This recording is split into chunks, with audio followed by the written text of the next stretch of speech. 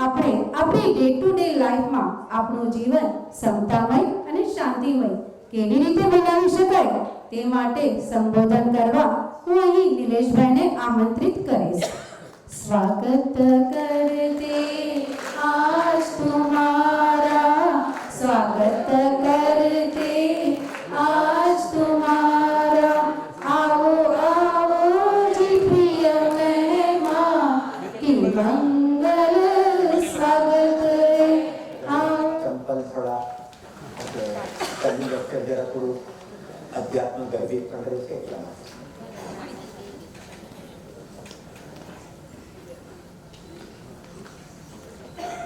નમો સંતા નમો સિદ્ધાર્થ નમો આયયા નમો વચ્ચાયા નમો લોય સરસા.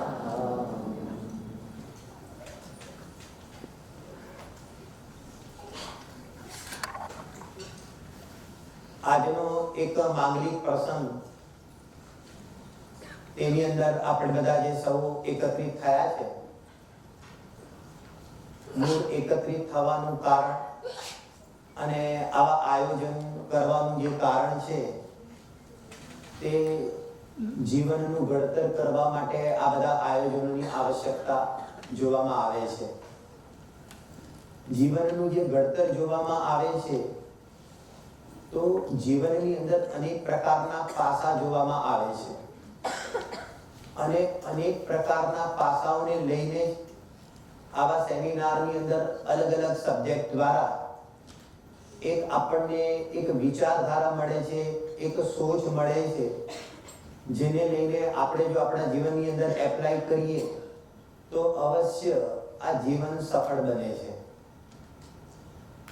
એમાં આજના પ્રસંગની અંદર આપણે એક આજે સબ્જેક્ટ ઉપર ચર્ચા કરીશું અને ખરેખર બહુ સુંદર ટોપિક છે કે જૈન સિદ્ધાંતો દ્વારા જીવનમાં સમતામય જીવન એટલે કે સમતા કેવી રીતે પ્રગટ થાય. થોડીક બેઝિક પણ વાત કરીશું અને પછી આપણે વિષયમાં એન્ટર થઈશું. એ જે ટોપિકનું નામ આપ્યું છે કે જૈન સિદ્ધાંતો દ્વારા. તો જૈન સિદ્ધાંતો દ્વારા એટલે જૈન સિદ્ધાંતોમાં શું સમજવું અને તેના માધ્યમથી આપણા જીવનને સમતામય બનાવીએ તો સમતા એટલે શું સમજવું. તો વાત તો એ છે કે સમતા ભાવ કહો, શાંતિ ભાવ કહો, આ બધા એકાર્થ છે. જીવનમાં શાંતિ કેવી રીતે આવે એના ઉપર આપણે આજે ચર્ચા કરવાના છે. આધ્યાત્મિક ક્ષેત્રની અપેક્ષાએ જ્યારે ચર્ચા કરીએ ત્યારે દ્રવ્યાની યોગની અંદર અત્યંત ટૂંકાણમાં કહેવામાં આવશે કે આત્માનો સ્વભાવ તે શાંત રહેવાનો જે છે, એના આશ્રય જે આ પર્યાય પ્રગટ થાય તો જીવનમાં શાંતિ આવી જાય. બસ આટલાની અંદર જ અહીંયા આગળ દ્રવ્યાની યોગ સમાપ્ત થઈ જાય. પણ આવા કેટલાક જ વચનના માધ્યમથી તેના મર્મ સુધી આપણે પહોંચી શકતા નથી, અથવા તો કોઈ જીવનમાં કોઈ ખાસ આપણે પ્રભાવ પણ આપણા જીવનમાં જોવામાં આવતો નથી. એ વાત તો સાચી છે કે વાસ્તવિક શાંતિ તો આત્મસન્મુખ પરિણામ બનાવવાથી અહીંયા આગળ થશે, પરંતુ આત્મસન્મુખ પરિણામ કેવી રીતે બને, એવું તે જીવનમાં આપણે શું કરીએ કે તે આત્મસન્મુખ પરિણામ બને અને પોતાની અવસ્થાની અંદર સમતા ભાવ પ્રગટ થાય, તેના માટે ઘણો સંઘર્ષ અને ઘણું સમજવાનું હોય છે. સાચું કહું તો ભવોના ભવો નીકળી જાય છે અને ન એકલા હું મિથ્યા દ્રષ્ટિની વાત કરું છું, પણ સમ્યક દ્રષ્ટિ હોય તો એનો સંસાર અલ્પ થઈ ગયો હોય એમ હોવા છતાં પણ મોક્ષે જતા કેટલાક ભાવ તો એને પણ કાઢવા પડે છે. એનો અર્થ એ થઈ ગયો કે આ કેટલો મોટો આપણા માટે અહીંયા આગળ મારા જીવનની અંદર સમતા આવે એ મારા જ માટે કેટલો મોટો ચેલેન્જનો વિષય છે. કેમ સમતા આવતી નથી અને કેવી રીતે સમતા આવે, કેટલાક ઉદાહરણોના માધ્યમથી એક એની વ્યવસ્થા શું છે જીનાગમની અંદર તેને લઈને આપણે એની ચર્ચા આપણે જોઈશું. સૌથી પહેલી વાત તો એ છે કે ક્ષમતા ત્યારે જ આવે કે ત્યારે જીવનની અંદર પોતાના જીવનમાં ઘણી સહનશીલતા હોય. આ સહનશીલતા શબ્દ જરા સમજવા જેવો છે. ક્ષમતા ત્યારે જ આવે કે સહનશીલતા હોય ત્યારે જ ક્ષમતા આવે. તો અહીંયા આગળ પ્રશ્ન થાય છે તો સહનશીલતા કેવી રીતે આવે? તો જૈન ધર્મની અંદર કર્મ ફિલોસોફીની અંદર એ વ્યવસ્થા બતાવી છે કે તમારું વીર્યાંતરાય કર્મનું વિશિષ્ટ ક્ષયોપશમ હોય ત્યારે તમારામાં સહનશીલતા આવે, અને સહનશીલતા આવે તો જ તમારા જીવનની અંદર ક્ષમતા આવે. એના તાર કોની સાથે જોડાયેલા છે? તો કે છે કે તેના તાર અહીંયા આગળ કે છે કે વીર્યાંતરાય કર્મના વિશિષ્ટ ક્ષયોપશમ સાથે જોડાયેલા છે. કોઈ દિવસ આ પ્રમાણે આપણે વિચાર કર્યો છે? બહુ ઊંડાણવાળો વિષય છે. થોડીક વધારે ભાષા હું સરળતાથી જ વાપરીશ, પણ તમે સમજવાની કોશિશ કરજો. વાત એમ છે કે હવે તમે ઉલટું પકડો કે ક્ષમતા કેમ નથી આવતી, તો એનો અર્થ એ છે કે વીર્યાંતરાય કર્મનો તીવ્ર ઉદય હોય ત્યારે ક્ષમતા આવતી નથી, કારણ કે સહનશીલતા જોવામાં આવતી નથી. અને સહનશીલતા ન આવતા હોવાના કારણે આ જીવની અંદર અહીંયા આગળ આકુળતા અને વ્યાકુળતા વિશેષ રૂપથી અહીંયા આગળ જોવામાં આવે છે. જીવ અશાંત રૂપ જ પોતાને અનુભવ કરે છે. ઘણી સંકલિતતા જોવામાં આવે છે.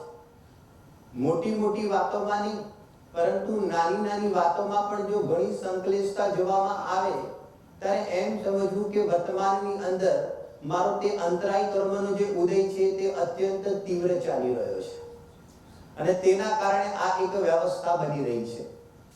જરા થોડુંક એની વ્યવસ્થા સમજજો કે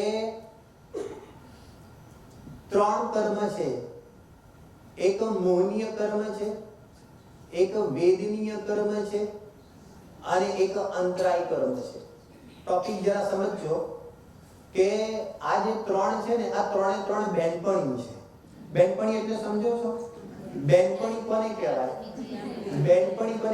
બેનપણી એને કહેવાય કે જ્યારે જ્યાં પણ જવું હોય ત્યાં 3 સાથે જાય, તેને બેનપણી કહેવાય. એટલે એનો અર્થ એ થઈ ગયો કે આ મોહનીય કર્મ છે, આ વેદનીય કર્મ છે, અને આ અંતરાય કર્મ છે. એક એની એવી વ્યવસ્થા છે કે ગમે ત્યારે પણ આ જશે તો આ 3 શું કરશે? કે 3 આ સાથે જશે. અને કે ક્યાં જશે? કે કોઈના પણ ઘેર જશે અને ડોરબેલ વગાડશે અને બારણું ખોલવામાં આવશે તો કે છે કે આ 3 એક સાથે ઉભેલી જોવા મળશે, અને પણ પર્સ લઈને. હવે વાત એવી છે કે આવી વ્યવસ્થા કેમ છે, અને આ હું એક મારી લેંગ્વેજમાં કહું છું. આની ચર્ચા ભાવ દીપિકા ગ્રંથની અંદર કરવામાં આવેલી છે. હું ગ્રંથના આધારે ચર્ચા કરીશ. શૈલી મૌલિક હશે પણ ચર્ચા ગ્રંથના આધારે હશે. આચાર્ય દેવ ત્યાં આગળ એમ બતાવવા માંગે છે કે મોહનીના કારણે શું જોવામાં આવે છે? કે મોહનીના કારણે આ જીવને અનેક પ્રકારની ઈચ્છાઓ જોવામાં આવે છે. એ કહે છે કે અહીંયા આગળ અંતરાય કર્મના કારણે શું જોવામાં આવે છે? તો કહે છે કે અંતરાય કર્મના કારણે જ્યારે એનો ઉદય કે તીવ્ર ઉદીરણા હોય ત્યારે અહીંયા આગળ ઈચ્છા અનુસાર અહીંયા તેનું કાર્ય જોવામાં આવતું નથી. મતલબ કે તેના અહીંયા આગળ વિચારેલા કાર્યોમાં અહીંયા આગળ કહે છે કે બાધાઓ જોવામાં આવે છે. અને વેદનીનું કાર્ય શું છે? તો કહે છે કે જ્યારે પણ ઈચ્છા અનુસાર કાર્ય ન થાય અને જ્યારે પણ બાધા આવે ત્યારે તેને અહીંયા આગળ દુઃખનું વેદન થાય છે. અને જો ઈચ્છા અનુસાર કાર્ય થાય તો અહીંયા આગળ તેને સુખનું વેદન જોવામાં આવે છે. તમે તમારા ભાવોને પકડતા જશો તો ઓટોમેટિકલી તમને ખ્યાલ આવતો જશે કે તમને કોઈ પણ પ્રકારની અહીંયા આગળ ભોગવવાની અથવા તો કંઈ પણ કાર્ય કરવાની ઈચ્છા થાય તો અહીંયા આગળ ઈચ્છા થાય છે ત્યારે તે મોહનીય કર્મ હાજર છે. હવે અહીંયા આગળ મોહની કર્મ હાજર છે, પરંતુ અહીંયા આગળ જો તમારે આ વીર્યાંતરાય, દાનાંતરાય, લાભાંતરાય, ભોગંતરાય, ઉપભોગંતરાય એ બધાનો જો વિશિષ્ટ ક્ષયોપશમ હોય તો તમારી ઈચ્છાની પૂર્તિ થાય છે. કયો શબ્દ પ્રયોગ કર્યો મેં? જો તમારી ઈચ્છા તો છે મોહનીના કારણે, પરંતુ જો અંતરાયની અંદર દાન, લાભ, ભોગ, ઉપભોગ, વીર્ય સંબંધી અહીંયા આગળ જો તે ઉત્સાહની પૂર્તિ થવાની હોય તો તેનો વિશિષ્ટ ક્ષયોપશમ હોય તો તેની અહીંયા આગળ પૂર્તિ થાય છે. તો અહીંયા આગળ જો પૂર્તિ થઈ તો તેને અહીંયા આગળ સુખનું વેદન, ઇન્દ્રિય જનિત સુખનું વેદન જોવામાં આવે છે. હવે મોહનીની ઈચ્છા તો છે, હવે જરા સાંભળજો, પરંતુ અહીંયા આગળ એવું બને છે કે અહીંયા આગળ આ પ્રમાણેનો લાભ, ભોગ, ઉપભોગ સંબંધીનો અહીંયા આગળ ઉદય કામ કરતો હોય તો અહીંયા આગળ તે સંબંધીનું તમને કાર્ય જોવામાં નહીં આવે, અને તે સંબંધીનું અહીંયા આગળ ઈચ્છા અનુસાર કાર્ય જોવામાં નથી આવતું. ત્યારે આ જીવ અહીંયા આગળ શું કરે છે તો કે છે કે સંકલેશતા કરે છે અને આકુળતા કરે છે. તેને લઈને આ આખો ને આખો સંસાર તેનો ઊભો થાય છે. આ વિષય કેવી રીતે ચાલે છે હવે પકડાય છે ધીરે ધીરે. આપણો અનંત કાળ જે ગયો તો તેની અંદર આ જે સિસ્ટમ જે છે ને એ બધાના જીવનની અંદર ચાલતી જ રહે છે, ચાલતી જ રહે છે, ચાલતી જ રહે છે. ક્યારેક ધાર્યા પ્રમાણે કાર્ય થતું જોવામાં પણ આવે છે, અને બહુધા સંસારની અંદર બહુધા ધાર્યા પ્રમાણે કાર્ય જોવામાં નથી આવતું. તો કે છે કે તેનો મૂળ આધાર શું છે તો કે છે કે તેનો મૂળ આધાર તમને અહીંયા ઈચ્છાની પૂર્તિ થાય, ઉત્સાહની પૂર્તિ થાય અથવા તો ન થાય તેનો મૂળ આધાર છે આ અંતરાય કર્મ. આ અંતરાય કર્મને લઈને અહીંયા આગળ જે કે આ બધી અહીંયા આગળ વ્યવસ્થા જોવામાં આવે છે. એક બીજી વાત મગજમાં યાદ આવી ગઈ. તમને ખ્યાલ છે આ મોહનીય, વેદનીય અને અંતરાય એની અંદર જરા સમજજો, આ ત્રણમાં છેક સુધી બંધાય છે કોણ? એ તમને ખ્યાલ છે? છેક સુધી કોણ બંધાય છે? તો કે છે કે વેદનીને ગૌણ કરો, કારણ કે ત્યાં સ્થિતિ અનુભાગ નથી.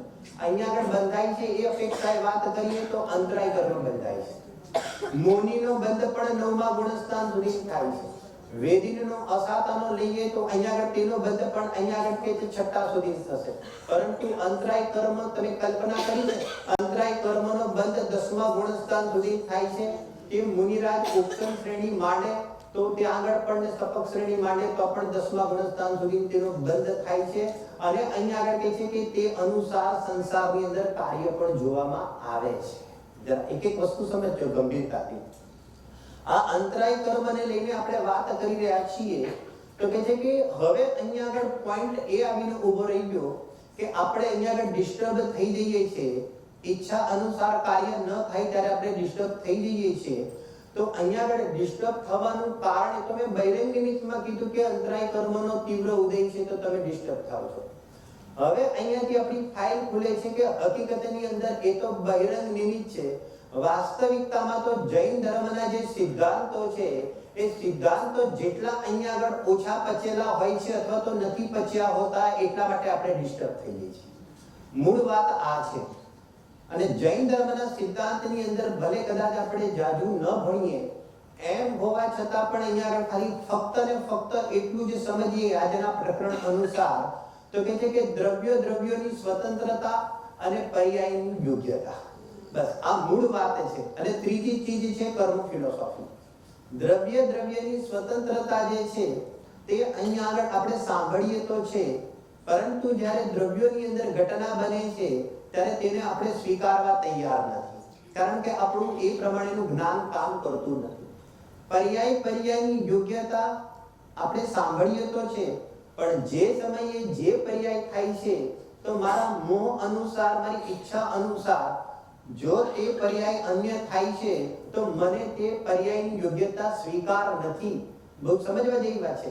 જે સર્વજ્ઞ ભગવાનને સ્વીકાર છે, જે 24 તીર્થંકરોને સ્વીકાર છે, પરંતુ મને તૈયાર નથી, કારણ કે મારી ઈચ્છા અનુસાર કાર્ય ન થયું ને એટલે મને પર્યાયની જે યોગ્યતાઓ છે ને તો કે છે કે જે સમયે જે પર્યાય થવાની તેની યોગ્યતા છે તે મને અહીંયા આગળ સ્વીકાર નથી. દ્રવ્યની સ્વતંત્રતા કેમ સ્વીકાર નથી? કારણ કે મારા ધાર્યા પ્રમાણે તે દ્રવ્ય પરિણમન કરતું નથી ને એટલા માટે મને અહીંયા આગળ દ્રવ્યની અહીંયા આગળ સ્વતંત્રતા અહીંયા આગળ જેને કહેવાય કે મને સ્વીકાર નથી. પણ પ્રકૃતિની વ્યવસ્થા એ કહે છે કે તમને સ્વીકાર નથી એ તમારો પ્રોબ્લેમ છે. તમને જો સ્વીકાર નથી તો તમને તો અહીંયા આગળ દુઃખ થવાનું ને થવાનું. તમારો તો સંસાર વધવાનો. પ્રકૃતિની વ્યવસ્થામાં, દ્રવ્યની વ્યવસ્થામાં કે પર્યાયોની વ્યવસ્થાને કોઈ ફરક પડતો નથી કે તમે એને સ્વીકાર કરો છો કે તમે એને સ્વીકાર કરતા નથી, પરંતુ તેનું કામ તો અહીંયા આગળ કરતું રહેશે. કહેવાનો મતલબ આપણે જોઈએ કે અંતરાય કર્મના ઉદય આપણે જોઈએ ને કે વારે ઘડીએ જીવનની અંદર દરેકના ટોટલી જીવનની અંદર, હું એકલા આ જીવનની વાત નથી કરતો, પણ આ ચાલતી ધારાની અંદર જ્યારથી છે આ દ્રવ્ય, તો કહે છે કે ત્યારથી એને આ નિરંતર વચ્ચે કોઈને કોઈ રીતે બાધા ચાલતી જ રહેશે. અને આ બાજુ પણ મોહનો ઉદય છે તો કોઈને કોઈ રીતે અનેક પ્રકારની જેને કહેવાય કે ઈચ્છાઓ ચાલતી જ રહેશે. પુણ્ય અનુસાર ફળે અને પાપના ઉદયની અંદર ફળતું નથી, એવી વ્યવસ્થા જોવામાં આવે. થોડા ઘરેલું દાખલા આપું તો તમને એ વિષય બી પકડાય અને તમને ખ્યાલ આવે કે આપણે શું કહેવા માંગીએ છીએ. જરા સમજો. આજે CDF ની છે ને, આપણે અહીંયા એ લોકોનો પ્રોગ્રામ છે. તમે લેડીઝમાં તમે જોશો ને તો તમે એક અત્યારે આપણે અહીંયા આગળ સમજો કે અત્યારે પ્રેઝન્ટ જીવનમાં જોઈએ તો તમારા બધાના પ્રોબ્લેમ શું છે ખબર છે? સૌથી પહેલા તો જીવને પ્રોબ્લેમ શું છે જ ખબર નથી. જરા બરાબર સમજો. તમને એમ પૂછવામાં આવે માઈક લઈને કે ભાઈ તમને જીવનમાં પ્રોબ્લેમ શું છે, તો તમારી પાસે એટલા બધા જેને કહેવાય ને અત્યંત તુચ્છ જવાબો હશે કે જે દીર્ઘ દ્રષ્ટિ વગરના, જે પકડી બી નથી શકતા કે હકીકતમાં પ્રોબ્લેમ શું છે. એમ હોવા છતાં પણ અહીંયા આગળ લેડીઝના જીવનની અંદર આપણે જોઈએ ને તો મેરેજ પછી, મેરેજ સુધી તો જવા દો, પિતાના ઘરે એક મોટી થતી હોય એટલે એને એટલો વાંધો ન આવે, લગભગ સામાન્ય વાત ચાલે છે. પરંતુ જ્યારે મેરેજ કરવાની સાથે એને શું થઈ જાય છે, મેરેજ કરવાની સાથે અહીંયા પ્રોબ્લેમો ચાલુ થઈ જાય છે. જરા સમજો. ભલે તમે બધા સુખી હશો, મને ખબર નથી, તમને કોઈ પ્રોબ્લેમ ના હોય તો મને ખબર નથી, પણ ઇન જનરલ વાત કરું તો મેરેજ પછી એ બધી જે છે ને બધા જેને કહેવાય ને કે બધા પ્રસંગો સામે આવીને ઊભા રહી જાય છે. આપણે આપણા જીવનનું મૂલ્યાંકન કરવું જોઈએ કે પ્રસંગો તો બનતા જ રહે, પ્રસંગો ન બને એવું કોઈ દિવસ બને, પર્યાય થાય જ નહીં દ્રવ્યમાં બનવાનું ક્યારે પણ એકેય નથી બનવાનું. એટલે કે રેગ્યુલર પ્રસંગો બનતા, એમાંથી આખું જીવન અહીંયા આગળ પ્રસંગ છે ને, એમાંથી મેન પ્રસંગની વાત કરીએ ને, મેન પ્રસંગની એકદમ ઘરેલું વાત કરું તો કે લેડીઝોને મોટો અહીંયા આગળ સમજો કે પ્રોબ્લેમ શું છે કે તે લોકોના છોકરાઓનો છે. જ્યારે તે લોકો ભણતા હોય તો આગળ તે લોકોના જીવનનું ઘડતર, એમાં ખાસ કરીને એજ્યુકેશન, તો કહે છે કે એજ્યુકેશનનો પ્રોબ્લેમ બહુ મોટો હોય છે. બાપડો અહીંયા આગળ 98 લાવે તો એ મમ્મી બૂમ મારે, કેમ કે 100 ના આવ્યા. હવે એનો છોકરો કરે તો શું કરે, તમે સમજ્યા કહેવાનો મતલબ? તો કહે છે કે કહેવાનો મતલબ, અને ઓછા આવી જાય તો વાત જ શું, કલ્પના કરીએ તો કહેવાનો મતલબ. હવે આ એના જીવનની અંદર એક મમ્મી એના છોકરાઓને લઈને એટલી બધી પ્રભાવિત થાય છે, જરા શબ્દ પ્રયોગ સમજો, બરાબર કે નહીં? તો જેને કહેવાય કે 8, 9 અને 10th માં તો જાણે એ છોકરાને તો વૈજ્ઞાનિક જ બનાવવાનો હોય, સાયન્ટિસ્ટ બનાવવાનો હોય, એટલી બધી મહેનત અહીંયા આગળ એની મમ્મીને કરતા જોવામાં આવે છે. તમને ખ્યાલ છે તમે લોકો કેટલા સંકલેશમાં રહો છો, અને એટલા બધા સંકલેશમાં રહો છો.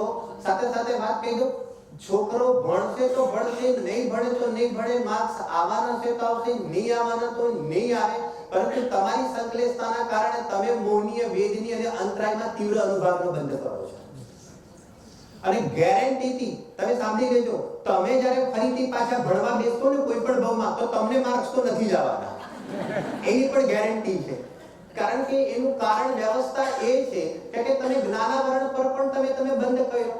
તમારા સંકલેશ પરિણામના કારણે તમે જ્ઞાનાવરણ કર્મ પણ તમે અહીંયા આગળ આવરણ કર્યું, તો આગળ જઈને તમે બધા તો આમ જ થવાના છો. બહુ સિમ્પલ વાત છે, બરાબર કે નહીં? એટલે તમે છોકરાઓને તમે એમ કહો કે હું ગમે તેમ કરીને દિવસ રાત મચડીને અને એને કેદી બનાવીને હું ભણાવ કરું, તો કહે છે કે આ તમારી પ્યોર અજ્ઞાનતા છે. તમે જૈન ધર્મના સિદ્ધાંતને જાણતા નથી.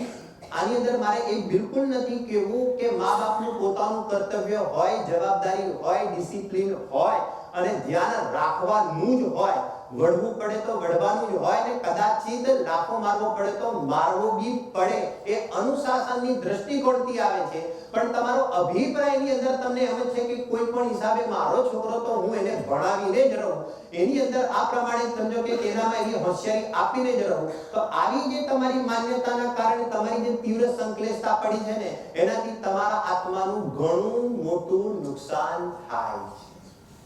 છોકરાઓ તો ટ્યુબલાઇટ નીચે પણ અહીંયા આગળ બોમ્બેની અંદર જોઈએ છે તો ફૂટપાથ પર પણ બેસા બેસા ભણતા જોવામાં આવે છે. ખીચામાં પૈસા નથી હોતા છતાં પણ છોકરાઓ બીજાના પૈસેથી સ્કોલરશિપ લઈને પણ ભણતા જોવામાં આવે છે અને ટોપ થતા જોવામાં આવે છે.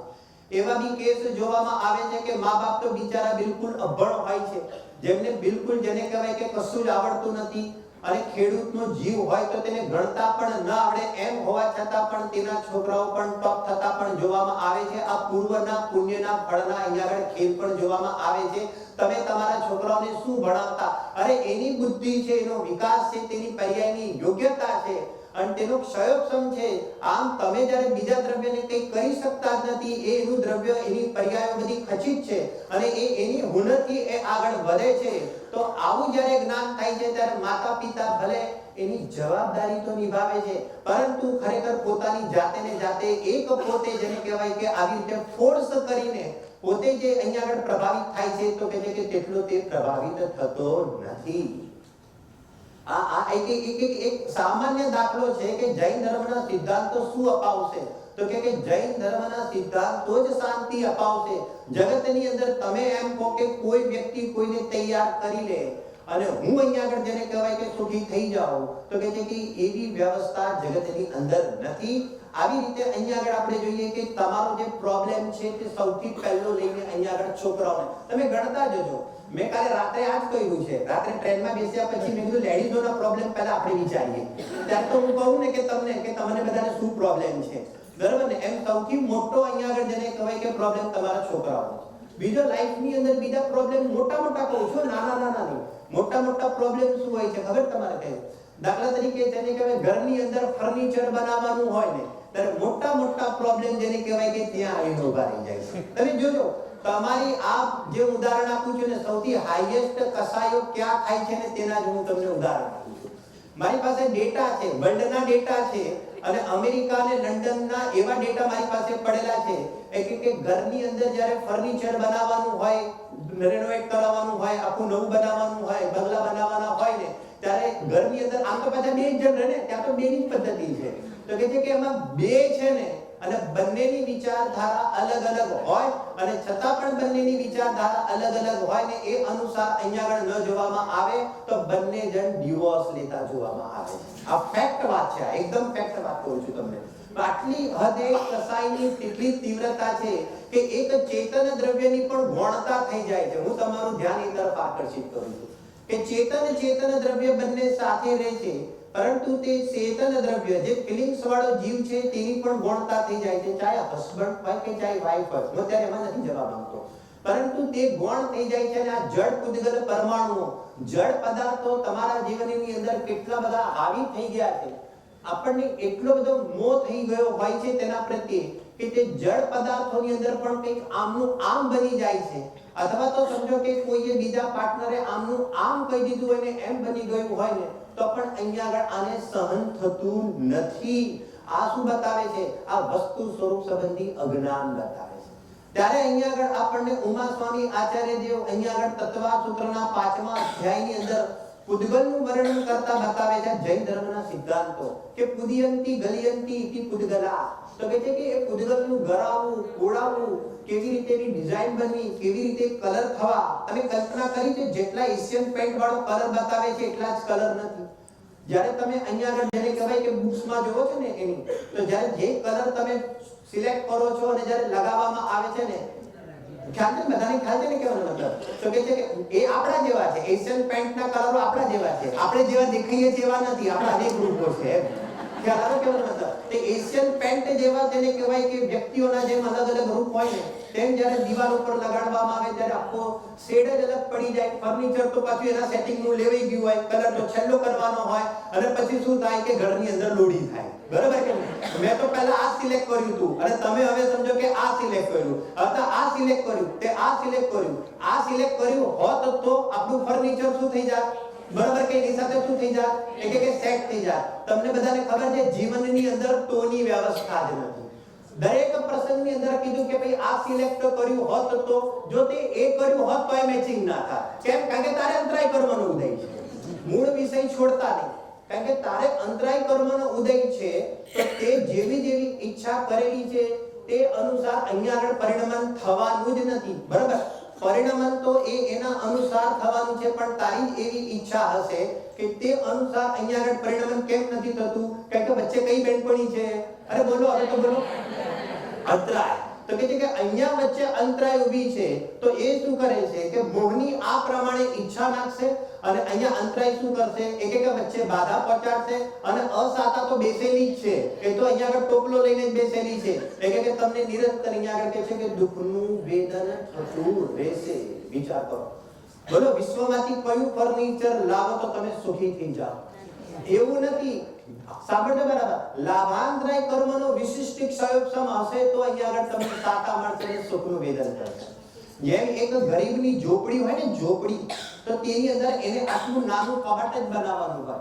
ઘણા પૈસા ભેગા કરીને પછી એને શું કરવાનું હોય બાપડાને? કે ખૂણામાં આટલું ટેબલ બનાવવાનું હોય ને, અથવા તો કબાટ બનાવવાનું હોય ને, તો પણ એની ઈચ્છા અનુસાર જો બની જશે અને લાભાંતરાય કર્મનો વિશિષ્ટ ક્ષયોપશમ હશે ને, તો એ સુખનું વેદન કરશે. અને અહીંયા આગળ કહે છે કે ગમે તેટલું મોટું મકાન હોય, બંગલો હોય કે ફાર્મ હાઉસ હોય, પરંતુ તમારે લાભાંતરાય કર્મનો જો કે ક્ષયોપશમ નથી, તો તમે ગમે તેટલા દર વર્ષે ફર્નિચર બદલશો, છતાં પણ અહીંયા આગળ તમને સાતા નથી મળવાની, નથી મળવાની અને નથી મળવાની. કેમ નથી મળતી? સાથે સાથે પણ સમજો કેમ. કારણ કે જેટલી ઈચ્છાઓ વધારે કરતા રહેશો, એટલી અંતરાય તમને વધારે જ બંધાતી જશે. આ સીધું સિમ્પલ લોજિક છે. અહીંયા આગળ ભેદ જ્ઞાનની જરૂરત છે. દરેક પ્રસંગમાં જે બન્યું તે મારા જ્ઞાનનું ભેદ છે. જે પણ બન્યું, જે પણ ભાગ્યમાં હતું તે પ્રમાણે તેની વ્યવસ્થા બની છે. આવી સંતોષ વૃષ્ટિવાળાના ઘેર સાંભળજો, ભલે વર્તમાનમાં નહીં તો આગામી કાળની અંદર કે જેના મનગમતા, જે આખી દુનિયા જેને પ્રશંસા કરે એવા મનગમતા બંગલા કે કોના ભાગમાં આવે છે? કે પૂર્વની અંદર જે પણ મળ્યું તેમાં જેને સંતોષ વૃત્તિ ધારણ કરી છે, તો તેને અંતરાયવાળી બેનપણી પણ ખસી જાય છે, અસાતાવાળી પણ ખસી જાય છે, નવી સાતાવાળી અહીંયા આગળ આવી જાય છે, અને મોની પણ અહીંયા આગળ શાંત થઈ જાય છે. તો કે છે કે આની જે વ્યવસ્થા જે છે તે આ પ્રમાણે તેની વ્યવસ્થા જોવામાં આવે છે. જો એક વાત, બીજી વાત કહું, આપણે બધા અત્યારે કર્મભૂમિના જીવો છો. ખ્યાલ આવે છે? એક કર્મભૂમિની અંદર આપણે એક વ્યવસ્થાની અંદર આપણે બધા મનુષ્ય ગતિના આપણે જીવો છે. આપણા બધાની જે વ્યવસ્થા છે, એક ભોગભૂમિના જીવોની વ્યવસ્થા છે. ભોગભૂમિની અંદર પણ કલ્પવૃક્ષથી અનેક પ્રકારના મકાન, વાસણ ઇત્યાદિ, વસ્ત્ર, ખાવાનું, આ તે બધું ભોગભૂમિમાંથી કલ્પવૃક્ષના માધ્યમથી મળી જાય. તેમાં કોઈ પણ પ્રકારની મહેનત કરવાની રહેતી નથી. અને ત્રીજું આપણે અહીંયા આગળ મૂકી દઈએ ઇન્દ્રિયજનિત સુખની અપેક્ષાએ કે આ દેવગતિના જીવો છે. તો કહે છે કે દેવગતિના જીવો પાસે અપાર વૈભવ જે છે, અને તે બધી વૃદ્ધિઓ ઇત્યાદિ વગેરે તે લોકોને અહીંયા આગળ પરિગ્રહ મળી જાય છે. જરા બરાબર સાંભળજો. ખબર છે, ચેલેન્જ આપણા માટે છે, કર્મભૂમિના જીવો માટે છે. કેમ ચેલેન્જ કર્મભૂમિના જીવો માટે છે? કર્મભૂમિના, તમે ધ્યાન આપજો જરા, કર્મભૂમિના જીવોને વિશેષ અંતરાયો જોવામાં આવશે. જેટલી અંતરાય તમને ભોગભૂમિના જીવોને કે દેવગતિ વાળા જીવોને અહીંયા આગળ એટલી અંતરાયો જોવામાં નહીં આવે. તો અહીંયા આગળ જે લડવાનું પણ રહેશે ને, સાંભળજો બરાબર, અત્યારે અહીંયા આગળ જે લડવાનું પણ રહેશે ને, તો અહીંયા આગળ કર્મભૂમિ વાળા જીવોને અહીંયા આગળ લડવાનું રહેશે. આદિનાથ તીર્થંકરનો જીવ હતો, આદિનાથ ભગવાન તીર્થંકરનો. એમ હોવા છતાં પણ અહીંયા આગળ કહે છે કે 6 મહિના સુધી આહારની વ્યવસ્થા ન બની. તો કહે છે કે 6 મહિના સુધી એ તીર્થંકરનો જીવ પણ, જેને 6 મહિના સુધી અહીંયા આગળ જે આહારની વ્યવસ્થા નથી બનતી, તો તેની અંદર પણ તેમને અહીંયા આગળ શું કામ કરી રહ્યું છે? તો કહે છે કે આ પ્રમાણે લાભાંતરાય કર્મનો જેને કહેવાય કે ઉદય કામ કરી રહ્યો છે. તેને લઈને તેમને આવા જીવને પણ, આવા પુણ્યશાળી સર્વોત્કૃષ્ટ પુણ્યશાળી જીવોને પણ અહીંયા આગળ અંતરાય કર્મ છોડતું નથી. તો તે વખતે આદિનાથ મુનિરાજની ક્ષમતા કેવી તમે કલ્પના કરી છે કેવાનો મતલબ? અને આપણા બધાની તો વાત જ જવા દો, આ તો 33 કરોડની આવી દશા છે. તમે કલ્પના કરો જેને કહેવાય. એની સામે અહીંયા આગળ કહે છે કે સામાન્ય સ્વર્ગનો દેવ હોય, અહીંયા આગળ તેની સામે પણ અહીંયા આગળ સામાન્ય સ્વર્ગનો દેવ હોય ને તો તેની એ વ્યવસ્થા છે કે એને આવી અંતરાયો ભોગવવાનો વારો આવતો નથી. જરા બરાબર સાંભળજો. આવી અંતરાયો કેમ ભોગવવામાં વારો આવતો નથી?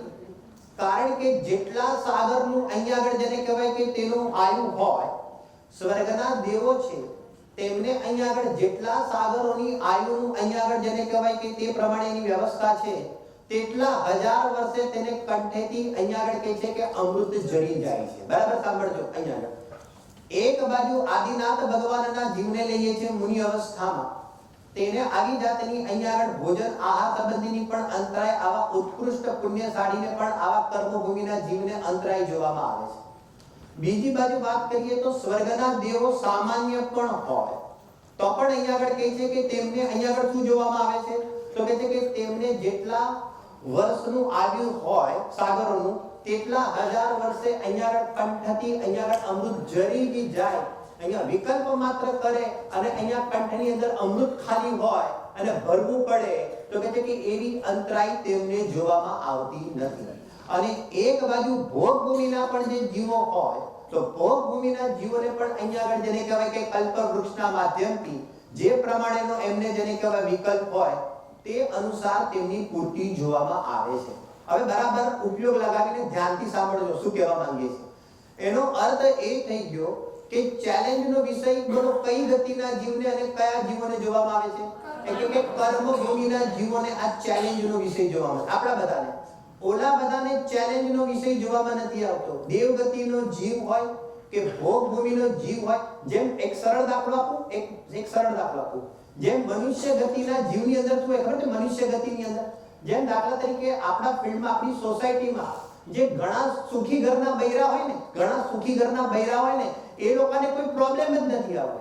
તો એ લોકોને પ્રોબ્લેમ નથી આવવાનો ને તો એ લોકોના હંમેશા નેચર આપણને સારા જ લાગવાના છે. જરા બરાબર સાંભળજો.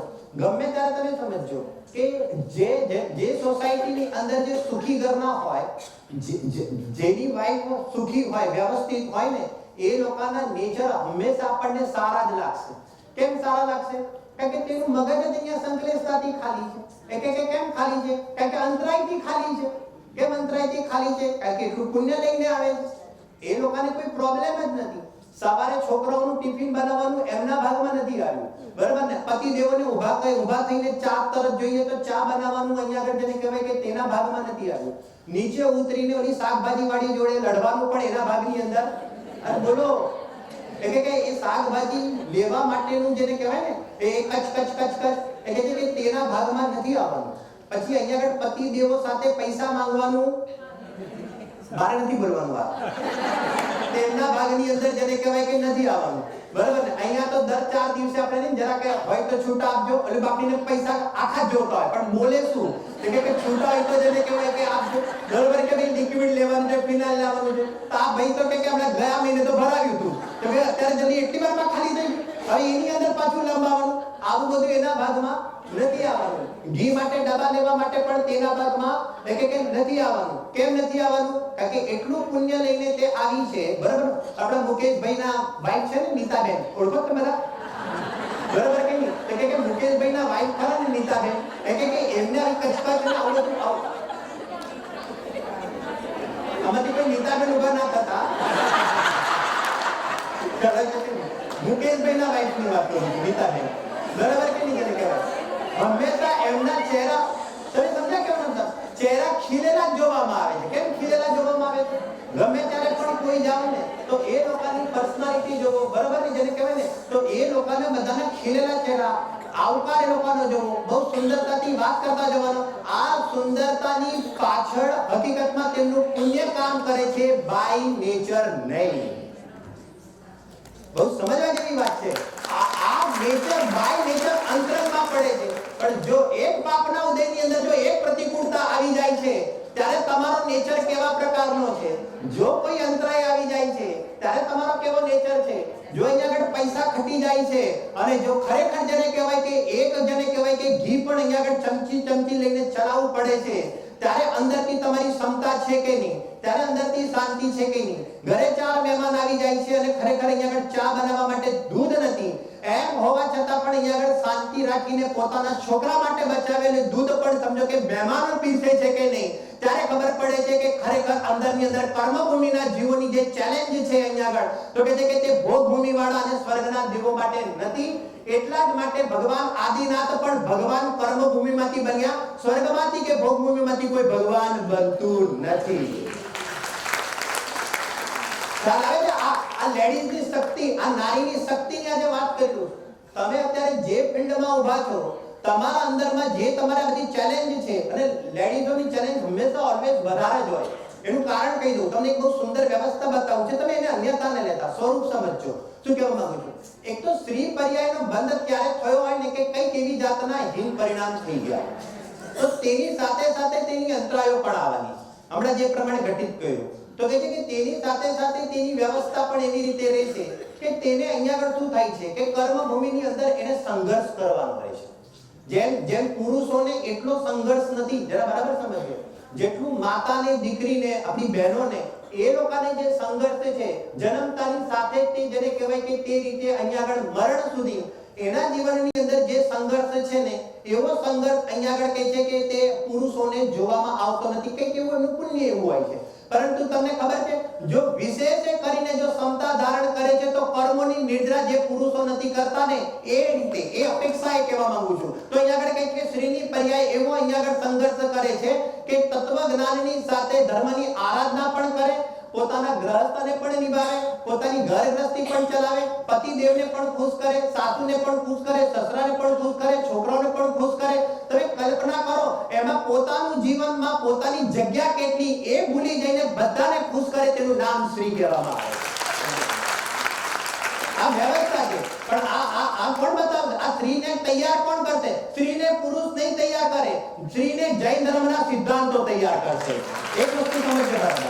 આ સ્ત્રી પર્યાયનો છેદ પણ કોણ કરાવશે? તો કે જૈન ધર્મના અહીંયા આગળ સિદ્ધાંતો જેને કહેવાય કે તે કરાવશે. બરાબર.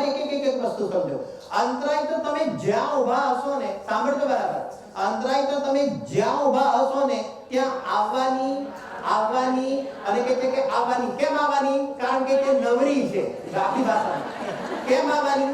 કે જે અંતરાય એનું કામ જ એક છે, બરાબર, કે મોની સાથે આપણે પાછું ઓલી બેનપણી સાથે, બરાબર, કેમ કે મોની સાથે એ બંને બેનપણીઓ એ સાથે આવવાની અને આવવાની. પણ એ વખતે તમારે શું કરવાનું? કે ક્ષમતા રાખવાની, બરાબર, કે ફરવા જઈએ ને, ફરવા જઈએ, બરાબર, કે હવે સૌથી શરૂઆત એ છે કે વિઝા લેવાનો હોય સૌથી પહેલા, બરાબર કે નહીં? હવે વિઝા માટે 2 મહિના પછીની ડેટ હોય તો 2 મહિના સુધીની આકૃતા કેટલી? તમે સમજો, બંધ કેવી રીતે કરો છો અને ક્ષમતા કેવી રીતે ધારણ કરો છો. હું ઘરેલું ઉપાય આપું છું અને ઘરગથ્થુ દાખલા આપું છું, બરાબર કે નહીં? હવે 2 મહિનાથી યુએસએ ના વિઝા માટે હોય ને ડેટ લીધેલી હોય તો 2 મહિનાથી શું ચાલુ થઈ જાય? શું ચાલુ થઈ જાય? ભણવાનું ચાલુ થઈ જાય, બરાબર. ઓલો આમ પૂછે તો આપણે આ જવાબ આપવાનો, ઓલો આમ પૂછે તો આપણે આ જવાબ આપવાનો. પછી ઘરની અંદર 5 જણ બેસે અને પછી પાકા કર્યા રાખે, એટલે આ શું થઈ ગયું? મગજની અંદર સંકલેશતા ચાલુ થઈ ગઈ. અને એ સંકલેશતા કેવી ચાલુ થઈ ગઈ? છેક સુધી જ્યાં સુધી વિઝા ન મળે ત્યાં સુધી, બરાબર કે? હવે એની અંદર બી બેને કંઈક બોલવામાં, બેને કંઈ બાક્યું આપણી ભાષામાં, બરાબર. અને અહીંયા આગળ વિઝા આપણા રિજેક્ટ થયા, બરાબર કે નહીં? તો હવે આ સમતાબેનને શોધવા જઈએ તો મળે કે ના મળે? અમદાવાદમાં મળે કે બોમ્બેમાં મળે સમતાબેન? બરાબર કે નહીં? તો કે ન અમદાવાદમાં મળે, કે ન બોમ્બેમાં મળે, પરંતુ ક્યાં મળે? કે જ્યાં આગળ પરિણતિની અંદર જૈન ધર્મના સિદ્ધાંત હોય ત્યાં સમતાબેન મળશે. બહુ સમજદારી વાત. સારા છે કે નહીં? બસ તમે આવું બોલ્યા હતા. હું તો તમને આમ કહેતી હતી કે તમારે આમ નતું બોલવાનું, પરંતુ તમને ઉતાવળ હતી જેને કહેવાય. હું તો બરાબર જ બોલી, તમે ચૂપ રહો, તમને કઈ ખબર પડતી નથી. આ બધું આખો ડ્રાફ્ટ છે ને, તમને ખબર છે એ વખતે અહીંયા આગળ કરેલી સંકલેશ પરિણામના ફળની અંદર એવા અહીંયા કર્મ બંધાય છે કે ન જાણે કેટલા ભાવ સુધી તેને વિઝાની પ્રાપ્તિ થતી નથી. ચલો કઈ કે વિશેષ પુણ્યનો ઉદય હોય, આપણે એમ સમજીએ કે બેન બી હોશિયાર હતા જવાબ આપવામાં, ભાઈ પણ હોશિયાર હતા, અને ફેમિલીને શું થઈ ગયું? વિઝા મળી ગયા, આપણે મોકલો બેનને મોકલો, આજે મોકલો, બરાબર કે નહીં? હવે અહીંયા આગળ જેને કહેવાય કે તે વિઝા મળી ગયા અને અહીંયા આગળ શું કર્યું કે સ્વિટ્ઝરલેન્ડની ટિકિટ પણ આવી ગઈ, બરાબર ને, બધું આવી ગયું. હવે અહીંયા આગળ આગલા જ દિવસે જવાનું હતું, તેના આગલા જ દિવસે શું થઈ ગયું, બરાબર ને, સાસુનો પગ શું થઈ ગયો, કર્મભૂમિની જેને ભાઈ ભોગભૂમિ હોત તો સાસુ સસરા ના હોય, ભોગભૂમિમાં સાસુ એક ત્યાં સુખ છે, સાસુ સસરા ના હોય. અને અહીંયા આગળ શું છે કે સ્વર્ગની અંદર ના હોય, બરાબર કે નહીં કહેવાય? પણ સાસુ સસરા ક્યાં હોય? અરે સાંભળજો, સાસુ સસરા ત્યાં જ હશે કે જ્યાં આગળ વિશેષપણે એમની સેવા કરવાનો મોકો મળે, ત્યાં જ સાસુ સસરા જોવા મળે. ખ્યાલ આવે છે કે નહીં કહેવાય? હવે અહીંયા મેં તમને કીધું કે સ્વર્ગના દેવોને અને ભોગભૂમિના જીવોને ચેલેન્જ નથી. એ લોકોનું જીવન કસાયની મંદતા છે, પુણ્યના પાઠ છે, એટલે એ લોકોને ખબર નથી કે એ લોકોમાં સહનશક્તિ છે કે નહીં. પણ આપણને અહીંયા આગળ સહનશક્તિ કેટલી છે ને એ આપણા આ બધા ઘરેલુ પ્રસંગમાં જ આપણને ખબર પડે છે, બરાબર કે નહીં? હવે અહીંયા આગળ શું થયું કે સાસુનો પગ ભાગ્યો, બરાબર ને? હવે તો અહીંયા પથારીમાંથી પણ ઉઠાય ના, અને અહીંયા આગળ ટિકિટ તો સ્વિટ્ઝરલેન્ડની શું થઈ ગઈ, અને 2 મહિનાથી સપના પણ કયા હતા, જ્ઞાનના ગેટ બનતા હતા, Switzerland Switzerland Switzerland Switzerland Switzerland, બરાબર કે નહીં? હવે અહીંયા આગળ શું થઈ ગયું, સ્વિટ્ઝરલેન્ડની જગ્યાએ શું થઈ ગયું અહીંયા આગળ જેને કહેવાય, બરાબર કે નહીં? હવે સાસુનો પગ, ડોક્ટર શું કહેવા માંગે છે, ઇન્જેક્શન ના હોય તો 2-4 વધારે આપી દો, આની ઉંમર તો થઈ ગઈ છે, ખ્યાલ આવે છે કે નહીં, બરાબર કે નહીં? હવે અહીંયા આગળ કહે છે કે પરિણામોમાં અહીંયા આગળ સંભાળ રાખવાની, ખ્યાલ આવે છે કે નહીં? અને એમને આજે જ મુહૂર્ત આવ્યું નીચે જવાનું. મેં કીધું હતું કે બા તમે ન જતા, બરાબર ને, 15 દિવસ જરા શાંતિ રાખજો, શાકભાજી લેવા જવાનું તમારે કઈ કામ નથી, પણ મેં નાય પાડી હતી, પરંતુ સાંભળે કોને કહેવાનો મતલબ, આમે ઉંમર થઈ હોય ને એટલે અડધું એમને ઓછી ખબર પડે કે અમારે એમને અત્યારે જ મુહૂર્ત આવ્યું. 15 દિવસ પછી શું કે ખબર છે બહુ, બરાબર, 15 દિવસ પછી ભાગ્યો હોત તો સારું થાય. પગને કોઈ મતલબ નથી, ન સાસુને મતલબ છે, ન ભક્તિ લેવા દેવા છે, બરાબર? બાર તો સ્વિટ્ઝરલેન્ડથી મતલબ છે. એક સ્વિટ્ઝરલેન્ડનો રાગ ન જાણે કેવા કેવા પાપ બંધાવે. ખ્યાલ આવે છે કે નહીં? છે કે નહીં? મરણનો પ્રસંગ હોય તો પણ આપણે આજ કરીએ છીએ ને, કેવા નતો 15 દિવસ પહેલા પતિ ગયા તો સારું થાય, બરાબર? 15 દિવસ પછી દબાઈ ગયા તો સારું થાય. તારે એ પર્યાયોની અંદર તારે અહીંયા તારા ધર્મ પછાડા કરવાતા, પણ તને પર્યાયગત યોગ્યતાનું ભાન ન હોવાના કારણે, જૈન દર્શનના સિદ્ધાંતોનું જ્ઞાન ન હોવાના કારણે તું શું કરવા માંગતો હતો કે જે પર્યાયો થવાની હતી તેને પાછળ મોકલવા માંગતો હતો, અથવા તો તું તેને આગળ મોકલવા માંગતો હતો. એક પર્યાયને પણ આગી પાછી કરવાનો તારો અભિપ્રાય મિથ્યા અભિપ્રાય છે, તે અનંત સંસારનું કારણ છે. વિચાર, તારા ભાગ્યમાં નહીં હોય તો શું કરે? કાલે સાસુએ મરી જશે, પણ તારા ભાગ્યમાં સ્વિટ્ઝરલેન્ડ નહીં હોય તો તું ક્યાંથી જવાની છે? અરે તારો જ પગ ભાગશે તો શું કરીશ? એ બીજા બધા મુખ બાજુ ઉપર જેને કહેવાય ને તારો જ પગ ભાગે. અરે તારો પગ બી ના બાંધ્યો ને, ખબર છે કેવી વ્યવસ્થા આવી છે? સાંભળજો બરાબર. સ્વિટ્ઝરલેન્ડમાં ગયા આપણે, સ્વિટ્ઝરલેન્ડને પકડીને ચાલીએ, પછી ટાઈમ હશે તો ઇટાલીને લાવીશું, બરાબર? આપણે સ્વિટ્ઝરલેન્ડમાં ગયા આપણે, પછી શું છે કે ટૂર વાળાની છે ને 3 નાઇટ 4 ડે ની ટૂર હોય લગભગ, સ્વિટ્ઝરલેન્ડના એટલા દિવસ આપે, બીજા બધા કન્ટ્રીઓ કરવાની મેં, બરાબર? હવે આ તો કૂદતી અલગ અલગ પ્રકારના કપડા લેતી, આ તો બેગ ભરાઈ ગઈ આપણી, બરાબર? અને નાચતી ગઈ ત્યાં આગળ. હવે થયું એવું કે ભાઈ માઉન્ટ ઇટલીસમાં પણ જવાનું હતું એક દિવસ, એક જોન્ફ્રોમાં પણ ટ્રેનમાં ઉપર જવાનું હતું, એક લોકલ પણ ફરવાનું હતું, અને ચોથા દિવસે ત્યાંથી નીકળી જવાનું હતું, બરાબર કે નહીં? હવે એક દિવસે જાય, એ દિવસે માઉન્ટ ઇટલીસ બંધ, હવે બીજે દિવસે જાય. હવે આ લોકોને ટૂર વાળાનો પ્લાનિંગ પહેલેથી ફિક્સ હોય, ડેટ પ્રમાણે ફિક્સ હોય, એ દિવસે એ લોકોની પર્યાયો ફિક્સ હોય પાછી, માઉન્ટ ઇટલીસની પર્યાય વખતે માઉન્ટ ઇટલીસ જ હોય, અને જોન્ફ્રો વખતે જોન્ફ્રો જ હોય. પછી તમે એમ કહો કે આમાં આમ કેમ નહીં, પહેલેથી બધી ટિકિટો એક લેવાઈ ગઈ છે, અને બીજે દિવસે જોન્ફ્રોની ટ્રેન બંધ, બરાબર કે? અને ત્રીજે દિવસે શું થયું કે ઘણો બધો સ્નોફોલ થઈ ગયો, તો અહીંયા આગળ બહાર જવાનું પણ બંધ. પરંતુ આ 3 દિવસ શું હતું? તારા સપના શું થઈ ગયા? કેમ થયા? અરે કેમ થયા? પૂર્વમાં કરેલી ઘણી તીવ્ર ઈચ્છા અને ઘણી આકુરતા, તેને લઈને સત્તામાં પડેલું જે પુણ્ય હતું તે પણ શું થઈ ગયું? અરે ક્ષેત્રથી ક્ષેત્રાંતર તો તું થઈ, અહીંયા આગળ કહે છે કે ઇન્ડિયાથી તું સ્વિટ્ઝરલેન્ડ તો ગઈ, પરંતુ સ્વિટ્ઝરલેન્ડના દ્રશ્ય અહીંયા આગળ કહે છે કે જેમ કોઈ કેદી હોય, અહીંયા આગળ કહે છે કે 4 5 વર્ષ 8 વર્ષ 10 વર્ષના છોકરાને નાખી દેવામાં આવે અને જિંદગી પૂરી કરી દેવામાં આવે, એમ તું ત્યાં ગઈ તો ખરા, પરંતુ એક પણ દ્રશ્ય જોયા વગર તારે ત્યાંથી પાછું નીકળવું પડ્યું. એનું મૂળ કારણ શું છે? અંતરાય. અને અંતરાયનું મૂળ કારણ શું છે? તારી આટલી તીવ્ર ઈચ્છા, સંકલેશતા અને વાંછા. તે અહીંયા પડેલું પુણ્ય પણ તારું શું કરી નાખ્યું? કે પડેલું પુણ્ય પણ તારું ઘટાડી દીધું. ખ્યાલ આવે છે કહેવાનો મતલબ? બહુ સમજ્યા? બીજું કારણ આપો. હવે બીજું કારણ આપો. તમે જો તમારે ભોગોની અંદર અંતરાય કેમ આવે છે ખબર છે? તમે જ્યારે પણ બીજાના ભોગ જોયા છે ને ત્યારે તમે ઈર્ષા કરી છે, એટલા માટે તમારા ભોગોની અંદર અંતરાય આવે છે. ફોટા મોકલે ને, જરા સાંભળજો બરાબર. કેમ આમ થયું? હજી જઈ આવો તો ખરા સ્વિટ્ઝરલેન્ડ, પછી મોકલજો. હવે અહીંયા આગળ થયું શું કે આપણા સર્કલની અંદર, ફ્રેન્ડ સર્કલની અંદર સમજો કે ઓલા સ્વિટ્ઝરલેન્ડ ગયા ને, એટલે પછી સમજો કે બધા ફોટા મોકલ્યા, બરાબર કે નહીં? અને સૌથી પહેલા કોને મોકલે? જે સૌથી નજદીક હોય એને મોકલે, બરાબર કે નહીં? હવે તમને ખબર જ નથી, જે સૌથી નજદીક હોય વધારે ઈર્ષા કરતો હોય, સ્વરૂપમાં પડેલું છે. હવે તું એને મોકલ કરે, ઓલી જોઈને જીવ બાળે, બરાબર કે? અને ઓલા ભાઈને પાણી મારે, જોઈને જીવ બાળે અને ભાઈને પાણી માર કરે, બરાબર કે નહીં? અને તમે 3 વર્ષથી મને ઝઘડો આની કરે, જોવા ગઈ ઓલી સ્વિટ્ઝરલેન્ડ અને ઝઘડો કોના ઘેર? 3 વર્ષથી કશે પણ તમે અમને લઈ ગયા નથી, બરાબર ને? અને તમે ગયા અને અમે બરાબર કે નહીં? હવે અહીંયા શું કરે? ઓલી જેટલા મોકે ત્યાં ફોટાની અંદર આ જીવ બાળે. તમે કલ્પના કરી છે તમારે? અરે સ્વિટ્ઝરલેન્ડની વાત તો જવા દો, અહીંયા આગળ કહે છે કે નાના માથેરાન અને મહાબળેશ્વરના પુણ્ય પણ અહીંયા આગળ ઘટી જાય છે. આપણને ખ્યાલ નથી આવતો. ખ્યાલ આવે છે કે બહુ સમજવા જેવી વાત છે. હવે બીજું, જે સ્વિટ્ઝરલેન્ડ ગયા છે તે લોકોના માટે, હવે જે ગયા છે ફોટા મોકલ કરે છે ને, જે ગયા છે ને તે લોકો જે ફોટા મોકલ કરે છે તે લોકોની વાત કરું છું, બરાબર કે નહીં? જે સ્વિટ્ઝરલેન્ડ જાય છે, સાંભળજો, આખો ટોપિક હું આગમના આધારથી કહું છું, સાંભળજો. જે સ્વિટ્ઝરલેન્ડ જાય છે અને તે લોકો પણ અહીંયા આગળ હરખ મનાવે છે, એનો અર્થ છે કે જે ભોગમાં હરખ મનાવે છે તેને પણ ક્ષમતા નથી. જે શોક મનાવે છે તેને તો ક્ષમતા નથી, પણ જે ભોગ મનાવે છે તેને પણ ક્ષમતા નથી. પણ તને ખબર નથી કે તારા પલ્લાની અંદર તો અહીંયા નંદીશ્વર દીપ જોવાનું પુણ્ય હતું, તારા પલ્લામાં તો સ્વર્ગનું પુણ્ય હતું, તારા પલ્લામાં તો ઊંચા વૈભવનું પુણ્ય હતું. પણ તું આ મનુષ્ય પર્યાયમાં આવીને તે શું કરી નાખ્યું? આ બધું નંદીશ્વરનું પુણ્ય તે ઘટાડી નાખ્યું અને એક નાનકડું સ્વિટ્ઝરલેન્ડની અંદર તારું પુણ્ય અહીંયા આગળ સમાપ્ત થઈ ગયું.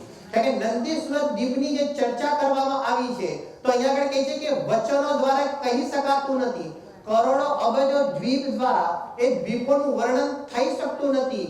આવા 1 કરોડ 1 અબજ સ્વિટ્ઝરલેન્ડ ભેગા કરો છતાં પણ કહે છે કે તેની સામે નંદીશ્વરની જે બ્યુટી છે, એટલે કે બ્યુટીનું વર્ણન થઈ શકતું નથી.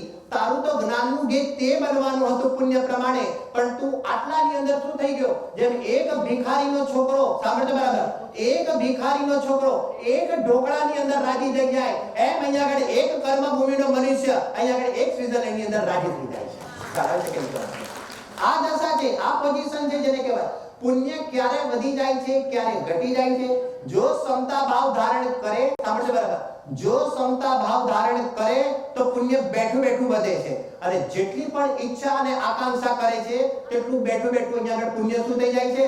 અરે બોલો, પુણ્ય શું થઈ જાય છે? એટલે કે પુણ્ય ઘટી જાય છે. છે કે નહીં કહેવાનો મતલબ? જવું આવવું અરે તે બધી યોગ્યતાને આધીન છે. વિચાર તો કરો તમે. હમણાં એક મારે જસ્ટ પ્રસંગ બન્યો કે મારી ત્યાં હમણાં મેરેજનું ફંક્શન હતું. તમારે આપણે જ્યાં યુએસની ત્યાં જેના ઘરે જઈએ છે ને એ પ્રેસિડેન્ટ આવવાના હતા. 3 મહિના પહેલા એમને મેં મેસેજ મોકલ્યા, બરાબર? સાંભળજો શાંતિથી. મેસેજ આપણે મેરેજના, એટલે એમને અહીંયા આગળ શું કર્યું કે 3 મહિનાથી એમને ટિકિટ પણ કાઢી લીધી, તરત જ આખો અહીંયા આગળ ઇન્ડિયામાં મેરેજમાં આવવાનો પ્રોગ્રામ પણ બનાવી દીધો અને બધી જ રીતે વ્યવસ્થા કરી નાખી, બરાબર? અહીંયાથી લઈને 15 દિવસ પહેલા 20 દિવસ પહેલા શું થયું તો કે અહીંયા આગળ અત્યારે જે પ્રોબ્લેમ ચાલે છે ને, અહીંયા આગળ અત્યારે જે પ્રોબ્લેમ ચાલે છે, એમની ટિકિટ હતી કતાર એરલાઇન્સની, અને કતાર વાળાએ પૂછ્યા વિના શું કરી નાખ્યું? ખાતાની અંદર પૈસા પાછા આપી દીધા, અને પૈસા પાછા આપી દીધા અને અહીંયા આગળ શું થઈ ગયું? એમનું આવવાનું કેન્સલ થયું. સાંભળજો, એમને 3 મહિના પહેલા જ્યારે અહીંયા આગળ ટિકિટો કઢાવી, સાથે સાથે એમને સમજો કે આપણા જે બેન છે તેમને અહીંયા આગળ સાડીની બી ખરીદી આપણી જોડે કરાવી દીધી, બીજી બધી વ્યવસ્થા બી કરાવી દીધી કે બધું તમે મારા માટે લઈને રાખજો. એ લોકો પણ ઘણા ઉત્સાહિત હતા અહીંયા આવવા માટે, મેરેજ ફંક્શન એટેન્ડ કરવા માટે ઇત્યાદિ વગેરે વગેરે. બધા ફોન બી થાય, મેસેજ થાય, આ છે તે છે. પરંતુ અહીંયા આગળ શું થઈ ગયું કે કતાર એરલાઇન્સ અહીંયા આગળ શું મૂકી દીધું કે અહીંયા આગળ 000 મૂકી દીધું. બરાબર. પછી હવે શું થયું કે ફોન તો આવ્યો કે નિલેશભાઈ આવી રીતે થયું છે. મેં કીધું ચલો હવે યોગ્યતા મારી પાસે, કારણ કે મારે તો એ જ બનવું પડે, ભલે મને તકલીફ પડે તો મારે બીજું ના બોલાય મારાથી. ખ્યાલ આવે તમને કહેવાનું મતલબ? બરાબર કે નહીં? એટલે મેં કીધું ભાઈ તમારી આવવાની યોગ્યતા નથી ક્રમબદ્ધ પર્યાયમાં, એના સિવાય બીજું કશું થાય એવું નથી. બરાબર. 3 દિવસ પછી પાછો ફરીથી ફોન આવ્યો અને એમને એમ કીધું કે અમે અહીંયા આગળ 12 તારીખની ટિકિટ અમે લુફ્થાન્સાથી આવીએ છીએ, એટલે બીજા રૂટથી આવીશું. ફ્રેન્કફર્ટની અંદર સમજો કે એનો સ્ટે હશે અને પછી ત્યાંથી 14 તારીખે અહીંયા આગળ પરોઢીએ 1:30 વાગે કે અમે પહોંચી જવાના છે અને તમારી ત્યાં 14 તારીખનું ફંક્શન છે. અમને આવી રીતે એક ટિકિટ મળી રહી છે અને અમે લઈ પણ લીધી, કારણ કે અમે કેવા છીએ, ઘણા ઉત્સાહિત છે. કેવા છીએ એટલે કે ઘણા બધા ઉત્સાહિત છે. બરાબર. હવે ગજબ એ થઈ ગયું કે અહીંયા આગળ 12 તારીખ આવી અને પાછો ફરીથી એક ત્રીજો ફોન આવ્યો. બરાબર મને કહેવાતો. હવે અહીંયા આગળ જેને કહેવાય કે 12 અહીંયા આગળ ફોન આવ્યો કે નિલેશભાઈ એક ખરાબ સમાચાર છે. એનું કયા ખરાબ સમાચાર છે? બરાબર કે નહીં? જેને કહેવાય મને કે 12 તારીખે અમે નીકળીશું તો ખરા, પરંતુ ત્યાંથી ફોન આવ્યો છે એજન્ટનો કે ફ્રેન્કફર્ટની અંદર લુફ્થાન્સા ફ્લાઇટ વાળાઓએ કે એ લોકોના પાયલોટો છે ને કે સ્ટ્રાઇક ઉપર જતા રહ્યા અને સ્ટ્રાઇક ઉપર જતા રહ્યા હતા અને પાછા તો આવશે, પણ અમારી અત્યારે અહીંયા આગળ 12મી તારીખની 12 કલાક ફ્લાઇટ કેવી છે કે લેટ છે. એટલે તમારી ત્યાં પ્રસંગ કેટલા વાગે પતી જશે 14 તારીખે? બસ મેં કીધું કે 3 વાગ્યા છેલ્લામાં છેલ્લું, પછી અમારે પણ છોડીને જતું રહેવાનું છે. કે અમે 2:15 વાગે બપોરે અહીંયા આગળ ઇન્ડિયાની અંદર લેન્ડ થવાના છે કે નહીં? કહેવાનો મતલબ 2:15 વાગે ઉતરે પછી બીજો કલાક લાગે. તમે કલ્પના કરી છે? કલ્પના કરી? બરાબર કે નહીં? જો બીજે દિવસે આવવાના હોય તોય જીવ ના બળે, અને ના જ આવવાના હોય તોય જીવ ના બળે. બરાબર કે નહીં? પોઈન્ટ પકડાય છે? હું શું કહેવા માંગુ છું? પરંતુ કેટલા વાગે ઉતર્યા તે? કે 2:15 વાગે અહીંયા આગળ ઉતરે છે, અહીંયા આગળ ફંક્શન પતી જાય છે. ફંક્શન માટે આવેલા વ્યક્તિને ફંક્શન બનાવવા મળતું નથી. આ બધું શું બતાવે છે? સર્વજ્ઞ ભગવાને જે દ્રવ્યમાં, જે ક્ષેત્ર, જે કાળે, જે ભાવે, જે નિમિત્તની ઉપસ્થિતિમાં જે પરિણામ થવાનું છે અને કોઈ પણ ફેર બદલ કરી શકતો નથી.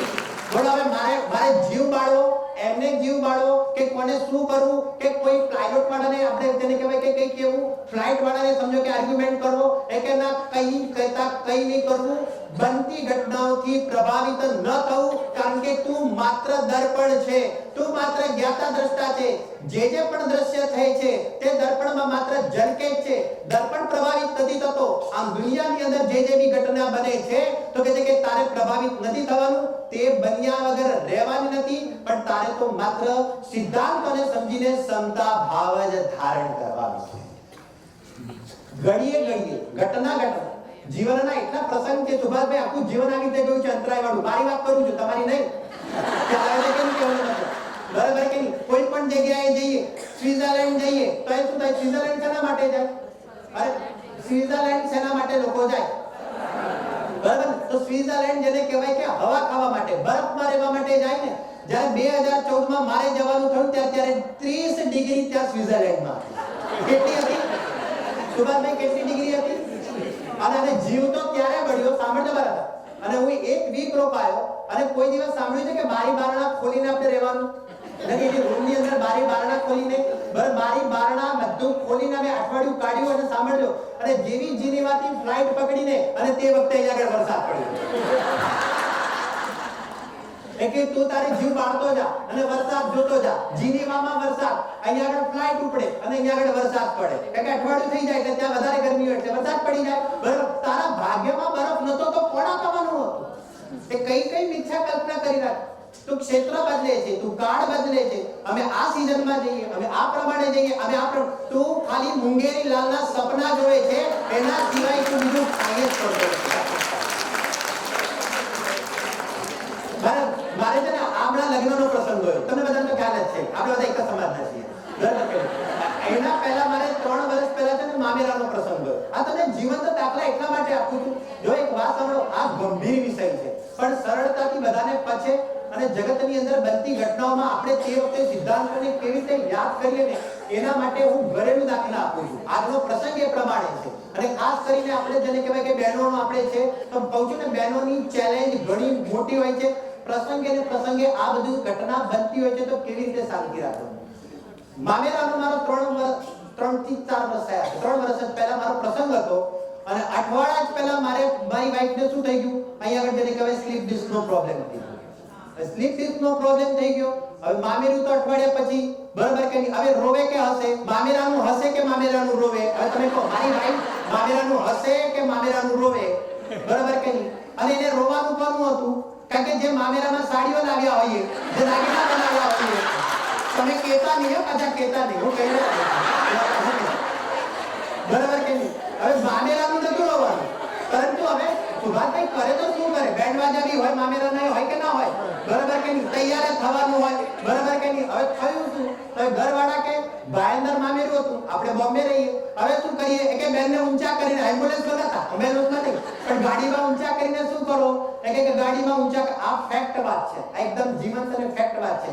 અને ઊંચા કરીને પછી ક્યાં લઈ ગયા, તો કે ઊંચા કરીને અહીંયા આગળ જેને કહેવાય કે ભાઈંદર લઈ ગયા, બરાબર ને. હવે ભાઈંદરમાં પણ શું કરે કે બસ એક રૂમ આપી દીધી, એટલે અમે જ આપી દીધી પણ એટલે શું કર્યા કે એમને ઊંઘાડી દીધા, બરાબર. હવે શું કરે ખબર છે, ભાણીઓ આવે, ભાણી આવે, બેન આવે, બરાબર કે નહીં. હવે ઢોલ વગાડતા વગાડતા અહીંયા આગળ રૂમમાં પણ આવે, એટલે મારી વાઈફે ઊંઘતા ઊંઘતા શું કરવાનું,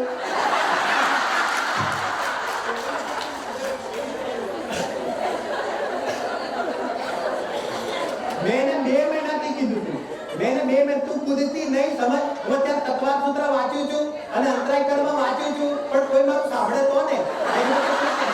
2 મહિનાથી કે કરું, પરંતુ અહીંયા આગળ બનતા આગળના પ્રસંગોની અંદર જલ્દી જીવ શું થઈ જાય છે કે પ્રભાવિત થઈ જાય છે. અને જ્યારે પ્રભાવિત થઈ જાય છે ત્યારે શું થઈ જાય છે કે બનતા કાળની અંદર અંતરાયની ઉદીરણા આવીને ઊભી રહી જાય છે. અને ગજબની વાત તો એ હતી સુભાષભાઈ કે અહીંયા આગળ સમજો કે પ્રસંગ જેવો પૈતો, જેમ જીનીવામાં જેવા ગયા ને વરસાદ પડ્યા, જેવો અહીંયા પ્રસંગ પત્યો અને 3 દિવસમાં મારી બાઈક ઊભી થઈ ગઈ. બહુ ફેક્ટ વાત કરું છું. અને ત્રીજે દિવસે બધાના ફોન આવ્યા ને બધા મહેમાનોને દેશમાંથી બોલાવ્યા હતા, દેશમાંથી બધા કેમ છે રૂપલબેન ને, કેમ છે રૂપલબેન ને, બીજું ઘોડા જેવી થઈ ગઈ છે. સાંભળજો, આ શું બતાવે છે, આ જીવંત દ્રશ્ય શું બતાવે છે, એટલી પર્યાય એટલો કાળ તમારે ઊભા રહેવાનો નતો, એટલો કાળ તમારે ફંક્શનમાં હાજરી આપવાનો નતો, પરંતુ તે કાળ તમારે ક્ષમતા ભાવ ધારણ કરવાનો કે હતો. હવે સાંભળો પછી 2 મિનિટ પછી હવે થયું એવું સુભાષભાઈ કે અહીંયા લગ્નના પ્રસંગમાં 15 દિવસ પહેલા સેમ પ્રોબ્લેમ આવીને ઉભો રહી ગયો. એકદમ ફેક્ટ વાત છે. અને 15 દિવસ પહેલા જ અહીંયા આગળ જેને કહેવાય કે આખો પગ દુખે ને, સ્લીપ ડિસ્કની અંદર આખો પગ એટલો પેઇન થાય, એટલો ગજબનો પેઇન થાય. અને પહેલા જ દિવસે એને મને કહી દીધું પેન થયું, તમારે જે કરવું હોય તો કરજો, પરંતુ હોસ્પિટલમાં તો જવાની નથી. 3 વાર બોલો તમે. અને અહીંયા આગળ પીડા સહન થાય નહીં, રહેવાય નહીં. ઘણા ઉપાય કર્યા, કારણ કે આગળ 15 દિવસમાં લગન આવવાનું હતું, કરે તો શું કરે. અને અહીંયા આગળ જેને કહેવાય MRI કઢાવ્યું. અને MRI ની અંદર મોટા ડોક્ટરે, 2 ડોક્ટરે એક જ કીધું કે આનું ઓપરેશન જ કરવું પડશે. યા તો તમે ઓપરેશન કરો યા તો સ્ટીરોઇડના ઇન્જેક્શન લઈને એ દિવસો ચલાવો, પરંતુ જરૂરી નથી કે તે વખતે દુખાવો ન થાય એવું કોઈ જરૂરી નથી. અસર નહીં કરે તો તમારા લગ્નના પ્રસંગો બગડશે અને તમે પછી એમાં કંઈ જ નહીં કરી શકો. તો આવી પોઝિશન તમારી છે, બોલો શું કરવું છે. એટલે મેં મારી વાઈફને પૂછ્યું, બોલો શું કરવું છે. હમણાં ને હમણાં હોસ્પિટલમાં દાખલ કરો. 3 વાર અને કરો. અને રાત્રે 1 વાગે, હું બહુ સત્ય બોલું છું, 1 વાગે રાત્રે મેં દાખલ કર્યા અને બીજે સવારે 11 વાગે મેં એનું ઓપરેશન કરાવ્યું, સ્પાઇનનું ઓપરેશન કરાવી દીધું. એનો કંઈક પુણ્યનો ઉદય હતો તો તે ઊભી થઈ ગઈ. મારું એ કહેવું છે કે આવી ઘટનાઓ તો બનતી રહેવાની. તમારી પાસે એક જ હથિયાર છે, ક્ષમતા અને ક્ષમતા. અને એ ક્ષમતા તેનાથી આવશે, જૈન ધર્મના સિદ્ધાંતોથી જ આવશે. વૈક્રિય શરીર નથી, ઔદારિક શરીર છે. ગમે ત્યારે બગડવાનું છે અને બગડે તો બગડે, આત્માને બગડવાનું નથી, કારણ કે આત્મા એનાથી જુદો છે. પ્રસંગ મરણનો બને તો પણ સહજ ભાવથી મને સ્વીકાર છે, લગ્નનો બને તો પણ સહજ ભાવથી સ્વીકાર છે, કારણ કે તે પ્રસંગોમાં હું નથી અને મારું જ્ઞાન નથી, મારું જ્ઞાન મારા ગાયકમાં છે. પ્રત્યેક સમયે આવી રીતે પોતાની ચૈતન્ય તત્વને ઊભો કરીને અને જગતની બધી ઘટનાઓથી અપ્રભાવિત રહીને અને પોતે જ્યારે જ્ઞાતા દ્રષ્ટા રહેશે તો જ જીવનની અંદર સમતા આવશે, અંતરાય મટશે, મોહ મટશે, વેદની મટશે અને એક જીવ પરમાત્મા દશાને પ્રાપ્ત થશે અને થશે. આ વસ્તુનું સ્વરૂપ સમજીને અને જૈન ધર્મના સિદ્ધાંતોને ઓળખીને પોતાના જીવનમાં અપનાવે. મારો ક્વેશ્ચન છે કે આ બધા વતી પૂછું છું કે નોલેજ હોય છે પણ ક્ષમતા નથી આવતી, તો કેવી રીતે લાવવી? હા, બહુ સુંદર પ્રશ્ન છે તમારો. આપણે જે નોલેજ લઈએ છીએ તે માત્ર જાણકારીના રૂપમાં લઈએ છીએ, ખરેખર જીવનને તે દિશાની અંદર ઢાળવા માટે નથી લેતા. જરા બરાબર સમજો.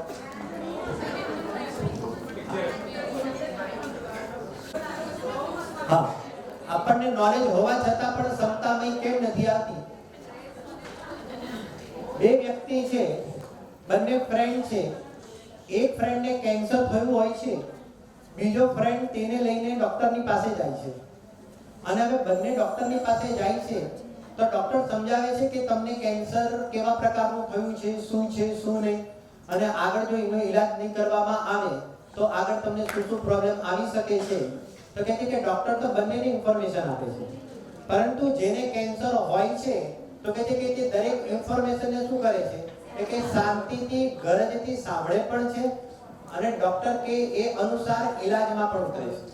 પણ જેને કેન્સર થયું જ નથી તે માત્ર જાણકારી તો લે છે પરંતુ તેના જીવનની અંદર ગંભીરતા નથી.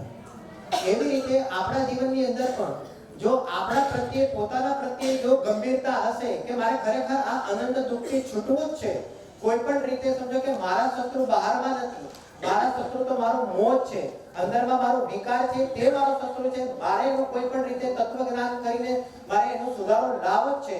જો પોતે પોતાની ગરજ કરીને જો સાંભળશે તો એના જીવનમાં ફરક આવ્યા વિના રહેવાનો નથી. પણ આ ગરજની કમીના કારણે જ્ઞાન તો થઈ જાય છે પણ તેની અંદર બદલાવ જોવામાં આવતો નથી. બીજા કોઈને કોઈ ક્વેશ્ચન?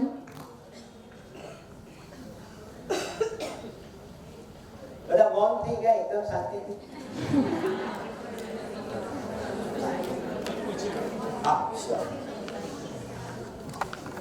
હેલો નિલેશભાઈ, જૈન ધર્મના સિદ્ધાંતો બી જાણીએ છીએ, ક્રમબદ્ધ પર્યાયમાં જે થવાનું હોય તે થશે એવું બી દ્રઢ શ્રદ્ધા છે.